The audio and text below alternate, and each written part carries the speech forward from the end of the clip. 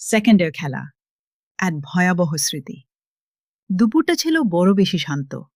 ২৫ বছরের যুবক পলাশ অটোরিকশার পেছনের সিটে জানলার বাইরে তাকিয়েছিল। পাশের মহিলার কোলের বাজারে থলিটা দুলছিল। কেউ জানত না জীবনের ঘড়িটা উল্টো গুনতে শুরু করেছে। হঠাৎ পলাশের রক্ত হিম হয়ে গেল। মাত্র ৪ থেকে ৫ ফুট দূরে একটা মোটরসাইকেল যমদূতের মতো গর্জন করে তাদের অটোর দিকে ধেয়ে আসছে। পলাশের মনে হল সময় থমকে গেছে। সে পরিষ্কার দেখতে পাচ্ছিল মুখোমুখি সংঘর্ষ এখন কেবল সময়ের ব্যাপার। নিজের প্রাণ বাঁচাতে পলাশ এক ঝটকায় সিট ছেড়ে উঠে দাঁড়াল। যখনই সে লাফ দেওয়ার জন্য শরীরটাকে শূন্যে ভাসাতে যাবে, ঠিক তখনই অটোর চালক মরণপণ এক ব্রেক কষলেন। টায়ারের আর্তনাদে চারপাশ যেন ফেটে পড়ল। কিন্তু যমদূত আসছিল অন্য দিক থেকে। অটোর ঠিক পেছনেই ছিল এক প্রকাণ্ড মালবাহী ট্রাক।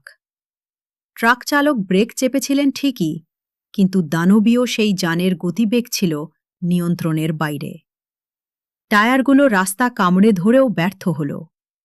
বিশাল এক শব্দে ট্রাকটি আছড়ে পড়ল অটোর পেছনে।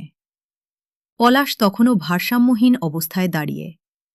ট্রাকের সেই অবিশ্বাস্য ধাক্কায় সে অটোর ভেতর থেকে কামানের গোলার মতো ছিটকে রাস্তায় আছাড় খেয়ে পড়ল।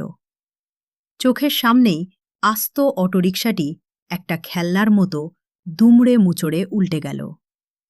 বাতাসে পোড়া টায়ার আর ধুলোর উৎকট গন্ধ।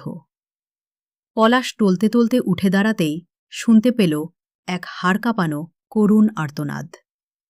সেই মহিলা যাত্রীটি বের হতে পারেননি। উল্টে যাওয়া অটোর লোহার বডির নিচে তার একটি পা পিস্ট হয়ে গেছে। পলাশ স্থবির হয়ে দাঁড়িয়ে রইল।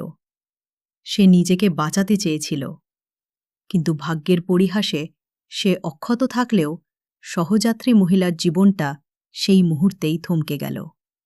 ১ সেকেন্ডের ব্যবধানে পলাশ যেন যমদূতের দরজায় কড়া নেড়ে ফিরে এল।